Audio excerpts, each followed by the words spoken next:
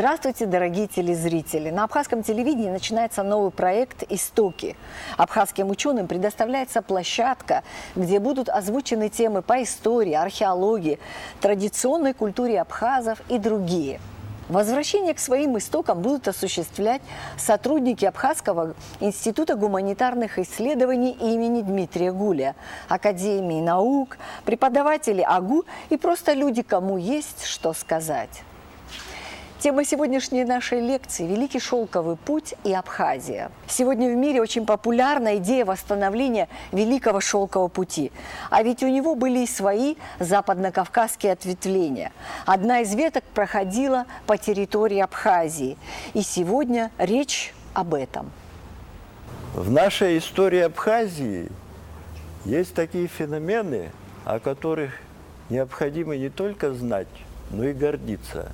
Одним из таких феноменов является Великий шелковый путь, с которым была связана Абхазия в VI и VIII веках нашей эры. И как же это все произошло?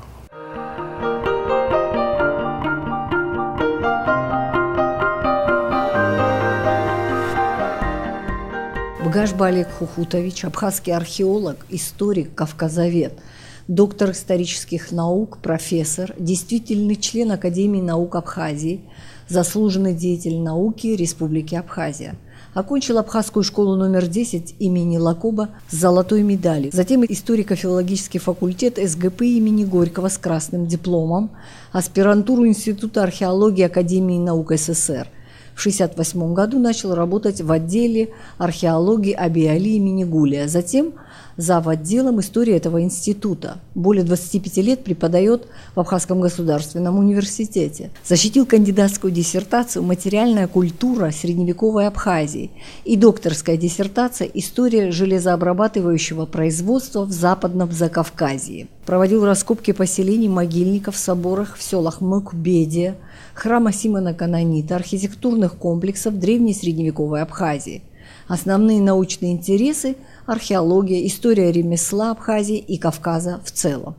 Является одним из авторов учебников истории Абхазии 10-11 классов, а также истории Абхазии с древнейших времен.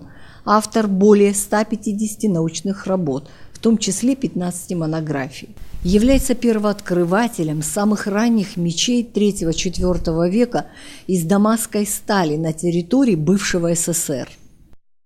Произошло это очень давно, еще до нашей эры, в далеком Китае, когда императрица Силингчи вместе со своим супругом, императором Хуанти, сидели у себя в китайском саду, роскошном, живописном, видимо, под увесистым тутовым деревом, и пили чай. Хороший китайский чай. И вдруг императрица у себя в пиале увидела ниточку какую-то, которая ей понравилась. Она хотела ее вытащить, а ниточка не вытащилась, а потянулась. И она стала тянуть, и тянула очень долго, до тех пор, пока это была ниточка от кокона. Этот шелк очень понравился ей, и после этого стали изготавливать его в Китае. Естественно, началась торговля. Торговля началась с Европой. И, значит, состоялся такой маршрут, южный маршрут, короткий. Он шел через Персию, страны его сателлитов, попадал потом в Европу. Но случилась, как вы знаете, война между Персией и Византией, и Персия прикрыла этот путь.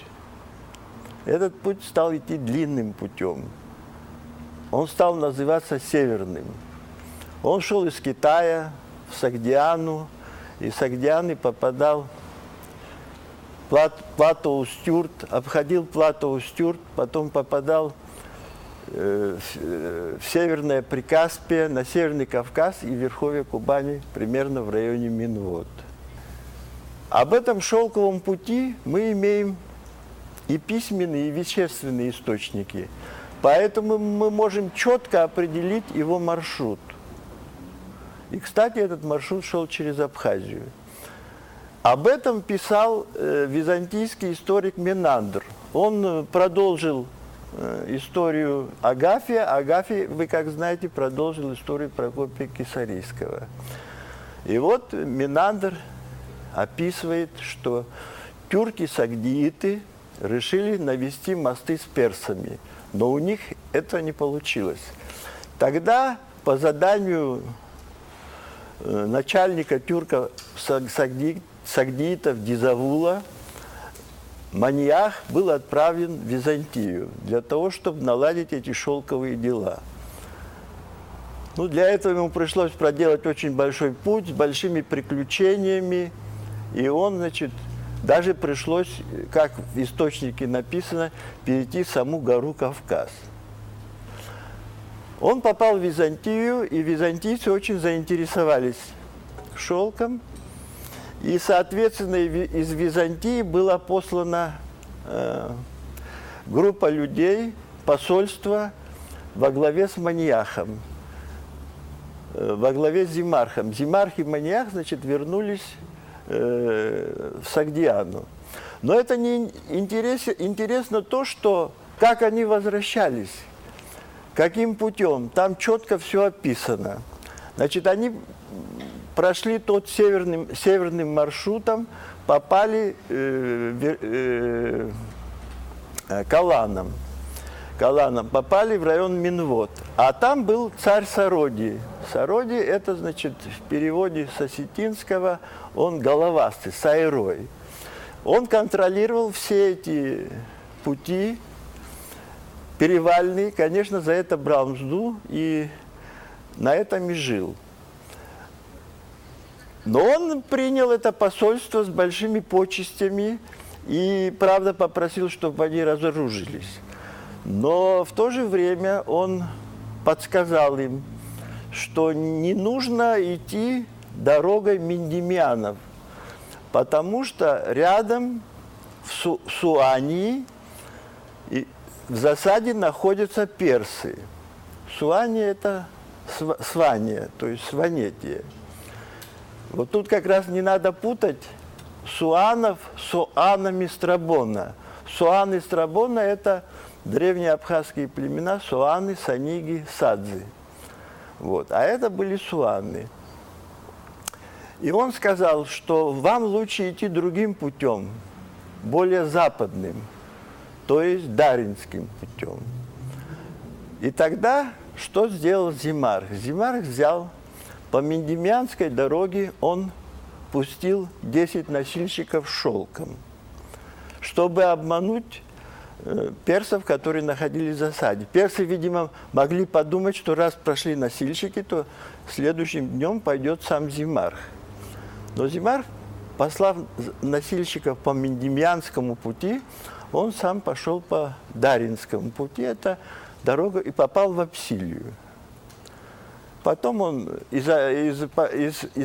попал в Рогаторию, это центр Апсилии, где привилегированный род жил Апсилов.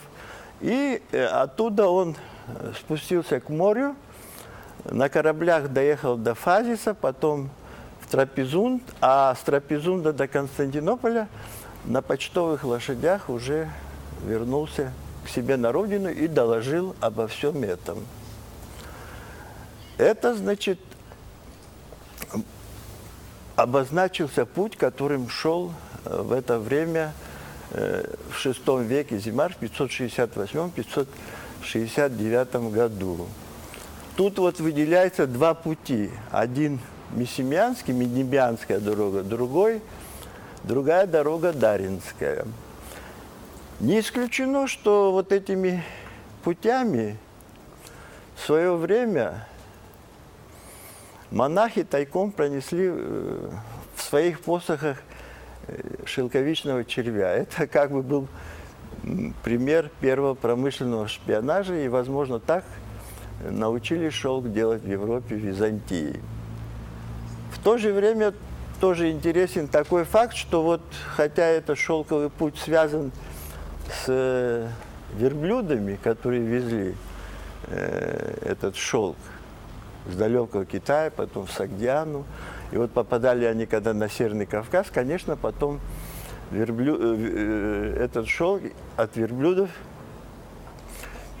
переносили на лошадей. И вот что самое интересное, что у абхазцев верблюдов-то нет, но он называется амахч. То есть амаха – это лука, отчи лошадь. Значит, лошадь с лукой. Лука как бы символизировала вот эти два горба. Вот. И вот на этих лошадях, вот, которые напоминали верблюдов, значит, он уже попадал в Абхазию, потом в Севастополь, в Фазис, а потом в Константинополь. Помимо всего этого прочего, вот в VI веке, помимо этих письменных источников, есть еще и археологические данные. То есть тут и письменные, и вещественные источники подтверждают наличие этих ответвлений, западно-закавказских ответвлений, которые шли через Абхазию, шелкового пути.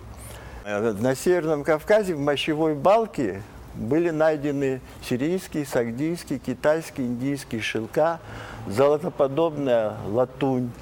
Это с одной стороны Северного Кавказа, а с другой стороны, с нашей стороны, была найдена бусина с китайским иероглифом «бень». Там значилось слово «император». Это, значит, бусина относится к VI веку, династии Суй китайской. Но, к сожалению, она сейчас у нас ее нет в наличии. Либо она где-то в музее, в сейфе находится, либо так и осталась в Эрмитаже. Мы отослали ее в Ленинград, чтобы ее, это, значит, расшифровали. Значит, там четко выраженный был китайский иероглиф. Теперь, что я хочу сказать еще. Вот это было в VI веке. Но в VIII веке более еще такие интересные события произошли. В это время в Византии был император Юстиниан II.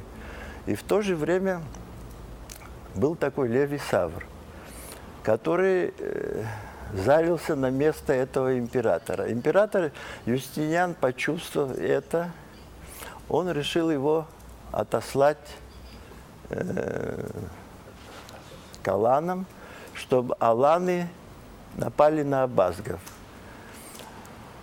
Ну, ничего не пришлось, как отправиться в это очень интересное, с одной стороны, с другой стороны, опасное путешествие. И Левий Савр прибыл в Фазис, оставил деньги там на всякий случай.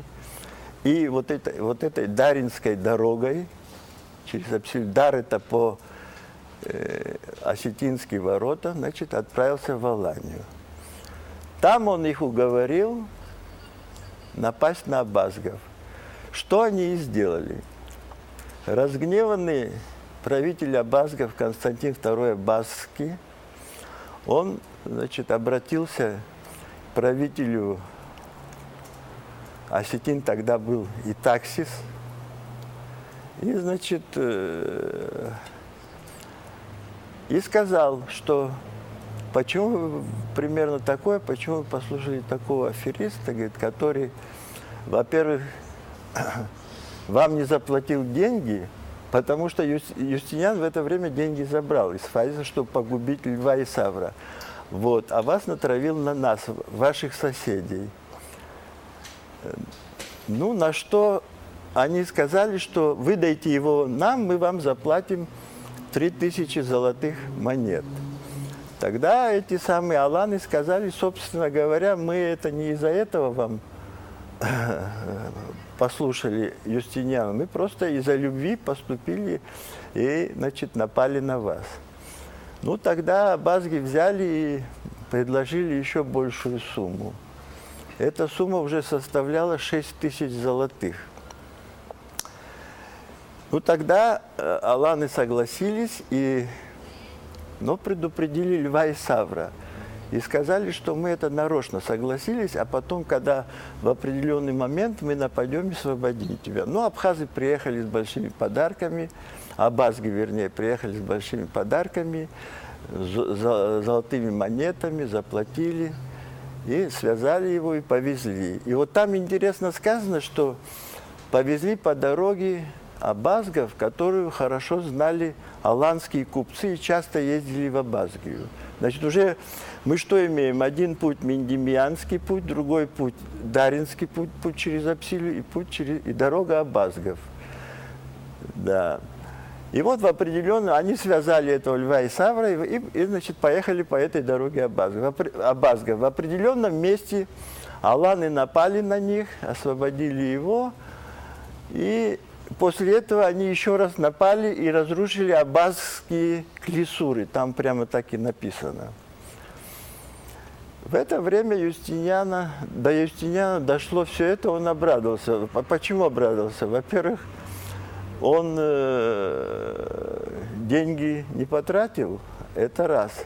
Во-вторых, аланы наказали абазгов за то, что они стали дружить с арабами. Собственно говоря, из-за этого все. И абазги стали на сторону опять Юстиниана. И он решил тогда попросить их, чтобы они снова обратились к аланам и вернули его целыми невредимым Льва и Савра. Причем абазги говорили, что мы даже оставим в заложниках своих детей. Но это был, видимо, хитрый человек, он не поверил. А я еще вот что хочу сказать, что вот этот человек впоследствии потом стал императором. И вот представляете, будущий император Византии в мае месяце, а он в Аланию попал в 707 году, а в мае месяце, значит, он 4 года пробыл, в мае месяце 711 года он перешел Клухорский перевал с 50 аланами на таких круглоступах, такие круглые лыжи, потому что там в это время много снега было. И вступил в Кадорское ущелье. И в это время он здесь случайно встретил 200 византийских солдат армянского происхождения, которые прятались от арабов. Он предложил присоединиться к себе, и они осадили крепость Цабал, вот, которую вот раскапывала Цибельдинская экспедиция Воронова. Там был не только крепость раскопана, и церковный комплекс, и самый большой могильник в Советском Причерноморье, более 500 погребений. Причем со 2 века до нашей эры и кончая 7 веком нашей эры.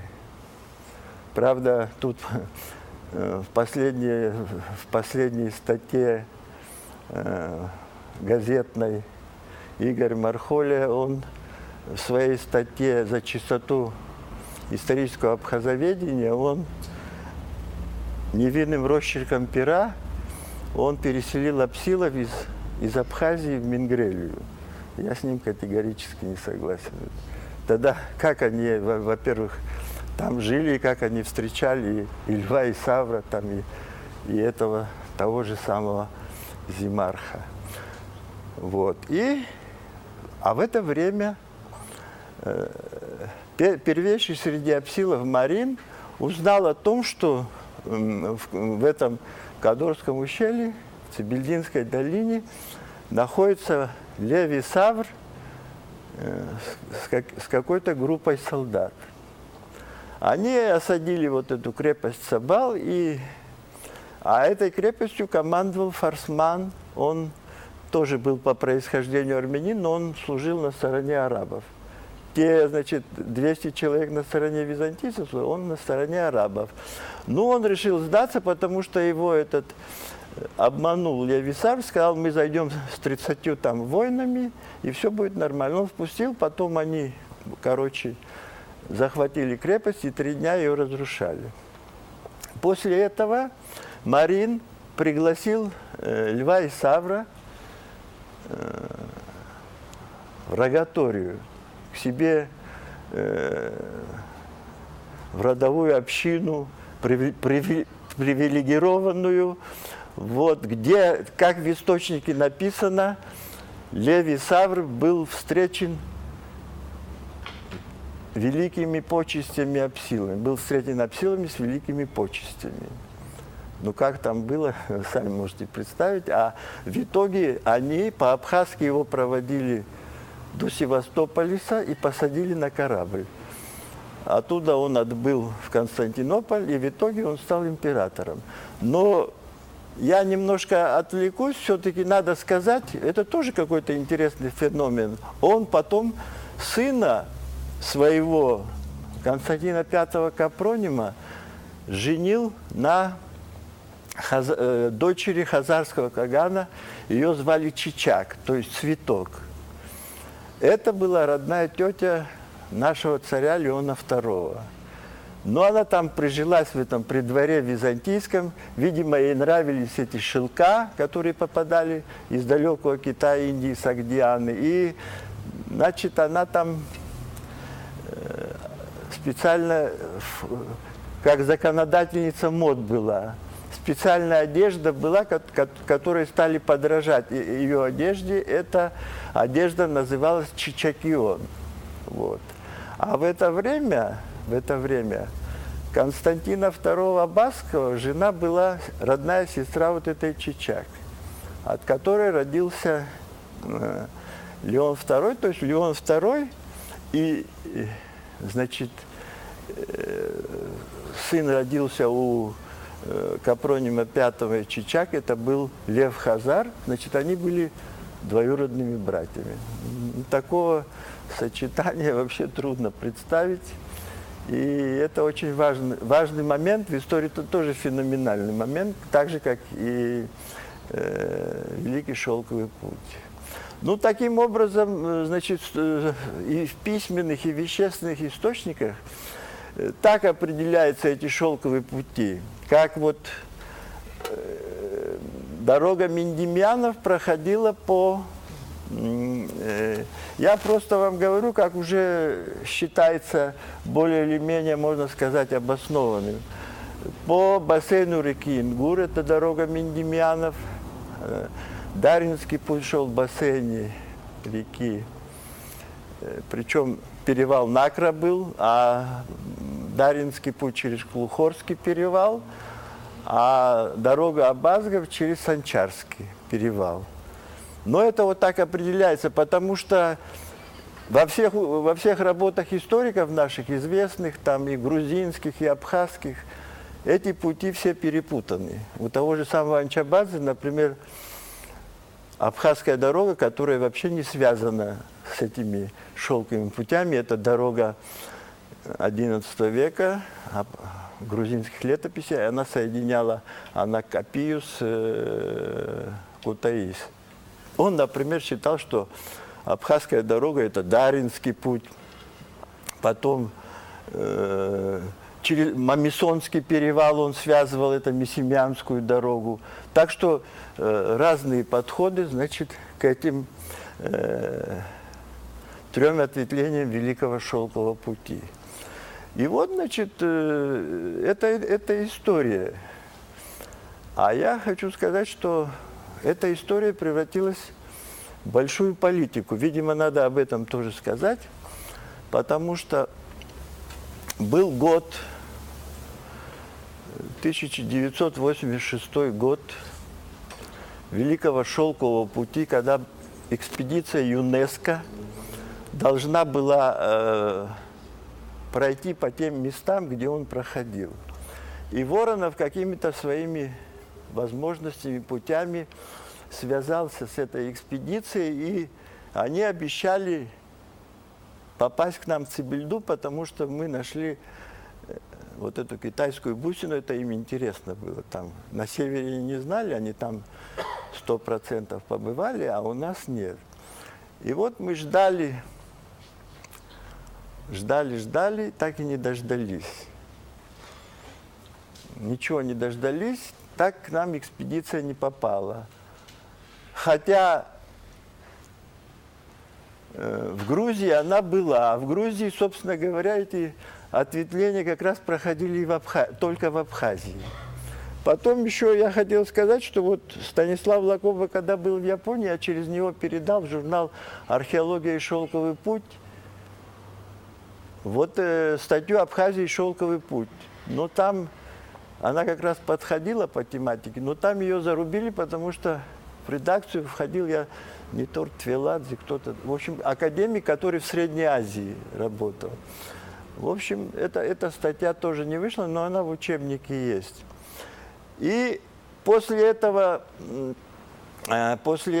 значит, Клинтон, американский президент, после этой экспедиции решил восстановить маршруты Великого Шелкового пути, но, как понятно, Америка восстанавливает так, как ей выгодно, так, как ей нужно. И вот эти все коммуникации, потом, которые возникли нефтяные, они как раз пошли так, как сказал Клинтон. А фактически такие государства, как вот Армения, там, Иран, они вообще не попали в этот маршрут. Ну и мы тоже не попали. Правда, существуют сейчас проекты восстановления, вот, например, Даринского пути. Там есть интересные проекты с небольшими тоже ответвлениями. Но по-разному у нас относятся к этому. Значит, мне кажется, что это очень важное начинание. Я, например, сторонник его. И тогда вот соединиться. Между прочим, книга была Воронова, это «Трагедия военно-сухумской дороги». Это 100 лет этим занимались, так и не построили ничего. Ну, сейчас у нас двоякое отношение, но я отношусь к тем людям, которые считают, что эту трассу надо восстановить. Уточнение как вопрос. Конечно, Великий Шелковый путь, он документально у нас фиксируется как письменными источниками, так и археологическими источниками. Но в частности, наверное, тут можно было бы провести и лингвистический тоже материал. Как известно, Даринский путь, есть такое мнение, происходит это слово от слова «дари», от иранского слова «дари», шелковая ткань. Как вот? Ну, это возможно, но в то же время это как ворота, дар. Ну, возможно, я не знаю, я не лингвист, можно и так. И оно подходит, кстати.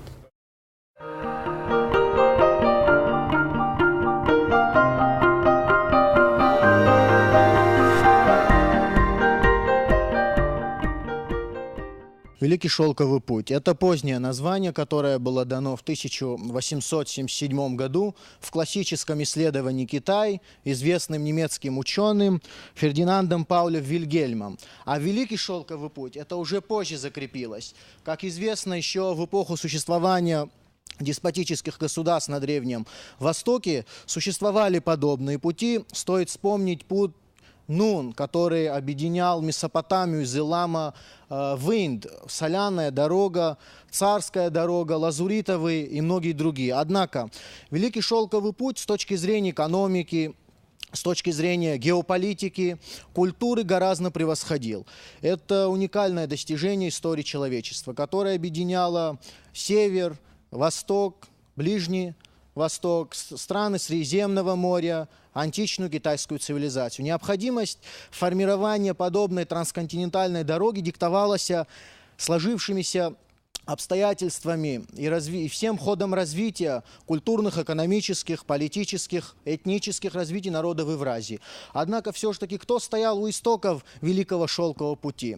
Конечно же, это были китайцы. Народ, который 5000 лет тому назад впервые приобрел секрет изготовления шелка. Китай также является родиной шелка, точнее провинция Шаньду, которая в 2236 году выплачивала дань в виде шелковой ткани. В связи с этим следует вспомнить исследования известного ученого, профессора шелководства Тихомирова, которая предлагает точную дату – 2686 год до нашей эры. Тут, кстати, было сказано интересное поверье китайское, связанное с получением первой шелковой ткани. Подобное с богиней Силингчи из-за получения первой шелковой нити, которая, кстати, в Китае была возведена в богиню Небесной империи.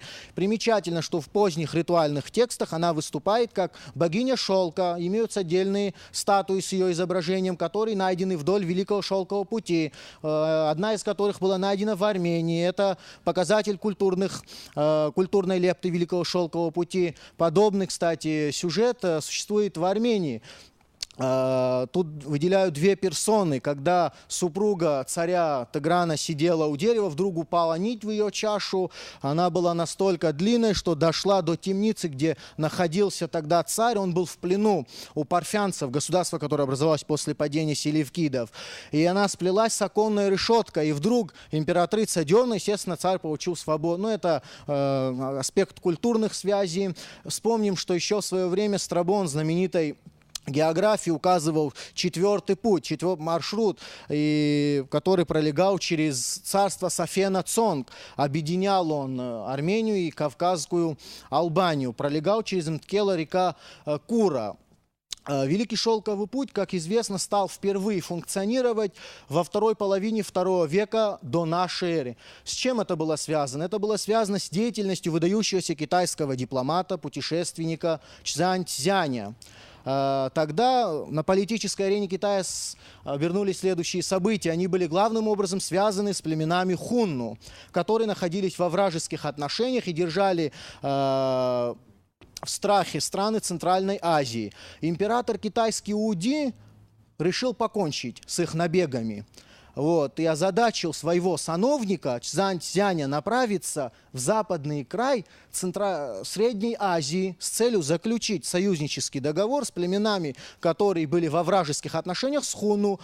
В 139 году Чжан Цзянь вступил в путь, достиг успеха. Кстати, вот эта дата в китайской историографии считается началом функционирования Великого Шелкового пути.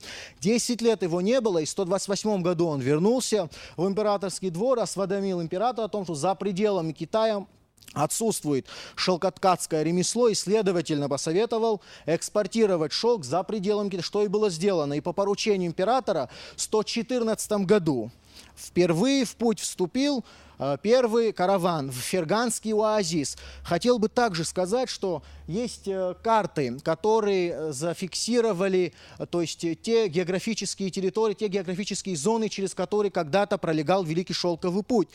Вспомним путешествие выдающегося китайского путешественника Гао Ти.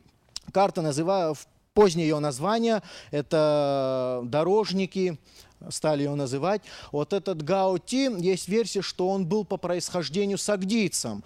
Следует также сказать, что в развитии Великого Шелкового пути, особенно южного маршрута, достаточно велика была роль сагдийцев. Это народ, живший в Центральной Азии. В силу внешнего фактора он вынужден был мигрировать на восток. Есть некоторые древние тексты, которые были найдены в 1907 году ученым английским Стейсом, и он предлагает, что на основании анализа данных текстов сагдиец по имени Магу впервые проложил пешим путь Великого Шелкового пути. Таким образом, на протяжении нескольких столетий эта крупная культурно-экономическая магистраль служила сближению народов, обогащению культуры и языка. Транскавказская магистраль перевальная сыграла большую объединяющую роль в образовании культурной общности между северными районами Прикубани и Абхазии. Это, в частности, Апсилией. Эта роль четко обнаруживается в археологических памятниках. В частности, это предметы вооружения, оружия, одежда. Также и в архитектурных сооружениях. Это крепости, храмы. Также и в духовной культуре это христианство, нарский эпос.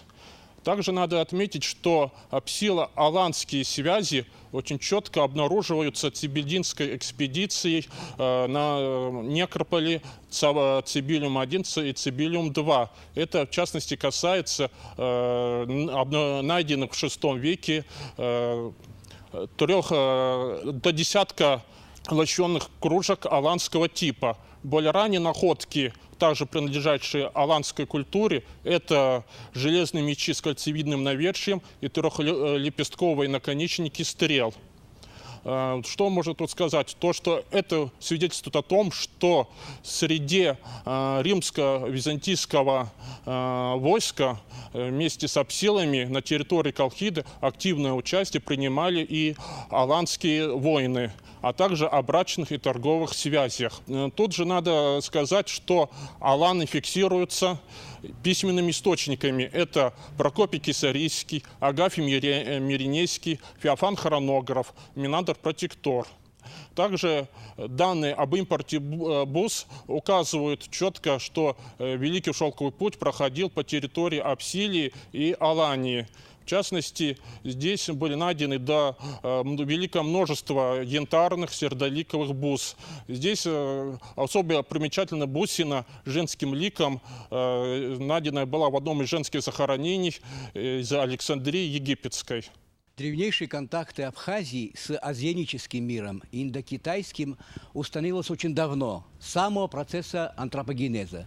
Уже советские антропологи имели материал, доказывающий схождение, серию антропологических соответствий с Кавказским миром.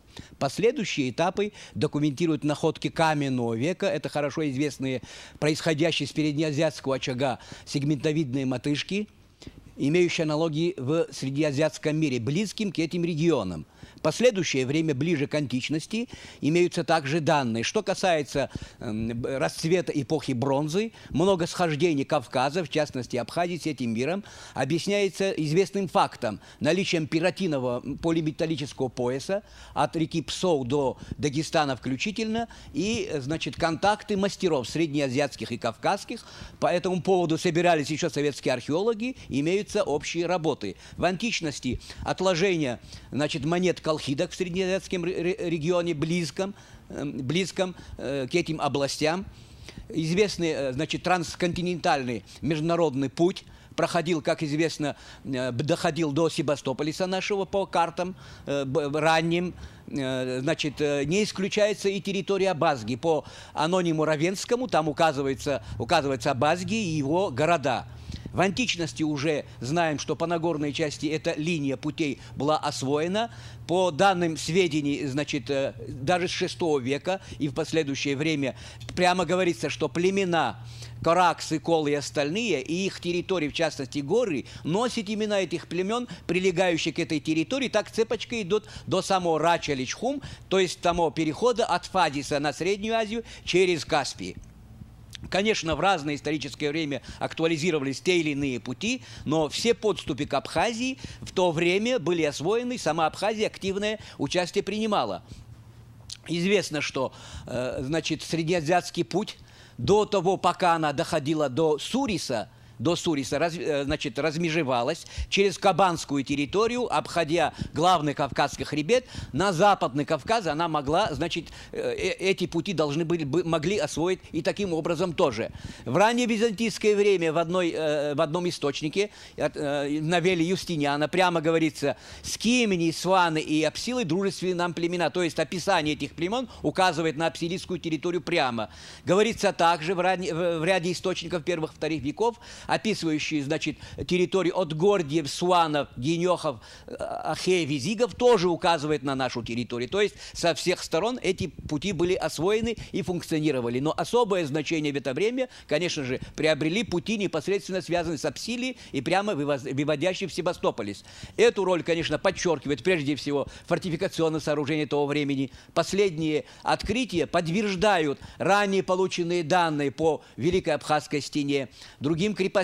Получается, что одновременно, значит, вместе с Цабалом, известным комплексом, функционировали, значит, Пскальское городище, Пскальский храм, Дранский храм, Гиеносский храм и многие другие объекты именно VI века. То есть пик этих моментов. С этого времени, значит, закладываются первые гончарные печи огромного, большого количества, до 40 в районе Атары, то есть это на подступе тоже связано с Апсилией. То есть замыкается тот очаг, тот основной круг, где разворачиваются эти все процессы.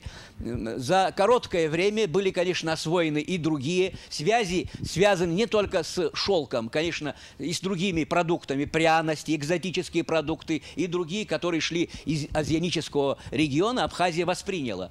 Естественно, сама Абхазия не была просто придатком. Здесь, значит, все посредствующие и все, значит, промежуточные элементы, которые обеспечивали дальнейшие связи поступления этой ткани в Византию и обратно, уже как таковые сформировались. Мы оказались недавно свидетелями еще одного открытия, когда уже византийская шелковая парча, значит, как таковая найдена на территории Абхазии, так что Абхазия была не просто посредником, но активным участником. И эти отложения всех данных главное, по историко-культурному наследию, конечно, запечатлелось и в народной культуре. Мы знаем, что название, значит, шелковой ткани стало личным поэтическим именем, значит, женским, детским именем в народе. На абхазские лекари, значит, рядом вместе с щепоткой соли бросали в землю отрез небольшой шелковой ткани, как в дар Бога. Считалось, что лекарство – это дар Божий. И многие-многие данные говорят о том, что неотъемлемой частью, значит, ткань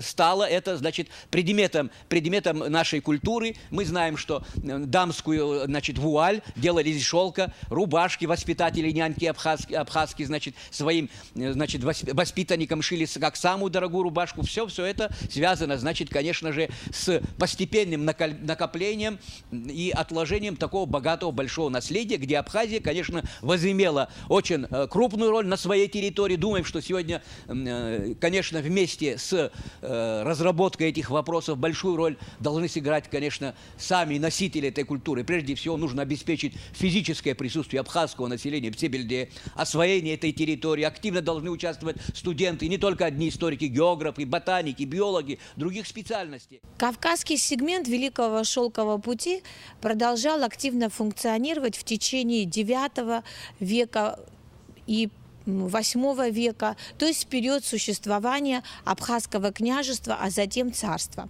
Свидетельством тому материалы из аланских могильников северо-западного Кавказа, которые, в отличие от могильников Центрального Кавказа, иллюстрируют по преимуществу дальний транзитный характер торговли в обоих направлениях, как из Средиземноморья на Дальний Восток, так и из Китая и Средней Азии на Запад.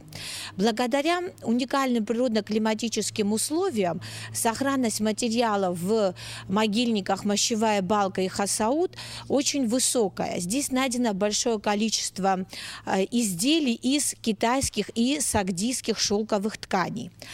С 20-х годов VIII века территория расселения аланов и адыгов, северные склоны Западного Кавказа, Предкавказья, попадает под контроль хазарского каганата. Чуть позже, в течение первой половины VIII века, южные склоны Западного Кавказа оказываются под контролем образовавшегося в 40-х годах VIII века Абхазского княжества. Таким образом, хазарский каганат и Абхазское княжество приходят в соприкосновение. Нужно отметить, что хазарский каганат являлся крупнейшей страной-транзитером раннего Средневековья. По его территории проходили важнейшие торговые магистрали, такие как Волжский путь, путь из Варяг в Греки и Великий Шелковый путь. С начала VIII века караванная торговля по Великому Шелковому пути была монополизирована купцами иудейского происхождения и купцами-мусульманами. Иудейское купечество обладало огромным влиянием в хазарском каганате, и, безусловно, его интересам отвечало безопасное, бесперебойное функционирование Кавказского отрезка Великого Шелкового пути. Безусловно, купечество было заинтересовано в безопасности торговли, в интенсификации обмена, в усилении мер по защите имущества и жизни купцов, получении определенных преференций. О том, что Абхазское княжество и хазарский каганат были заинтересованы друг в друге, и о том, что уровень взаимоотношений был довольно высок, свидетельствует хотя бы факт установления династических связей между правящим домом хазарского каганата, домом Ашина, и правящим домом Абхазского княжества, домом Анусидов. Следует отметить такой момент, что вот это сближение политическое между Абхазским княжеством и хазарским каганатом имело для Абхазии далеко идущие последствия. В 80-х годах VIII века правящая элита Абхазского княжества сумела использовать военную силу хазар для достижения своих политических целей, то есть освобождения от византийской зависимости и образования независимого самостоятельного государства Абхазского царства. На сегодняшний день в абхазской историографии о шелковом пути первый вклад вообще, кто первый писал о шелковом пути в Абхазии, это был Юрий Николаевич Воронов, потом его труды продолжил Олег Хутович Бгашба и потом, конечно, Валентин Александрович Нушков. Более новые работы это сделал Омар Владимирович Ман, который, кстати, очень интересно написал о шелковом пути. В его работах я нашел даже такие заметки, он нашел газету «Советская Абхазия» в 1934 году, где он пишет о том, что в Индии и в Китае знали о Кавказе, в том числе об Абхазии. Там даже в Индии есть предание, где говорится как раз-таки об абхазах. Ну что ж, если исходить из логики восстановления Великого Шелкового пути, то территория Абхазии могла бы быть востребована, потому что эта дорога соединила бы Северный Кавказ и юг России с Черным морем, со всеми вытекающими отсюда политическими и экономическими последствиями. Ну а мы с вами прощаемся, до новых встреч.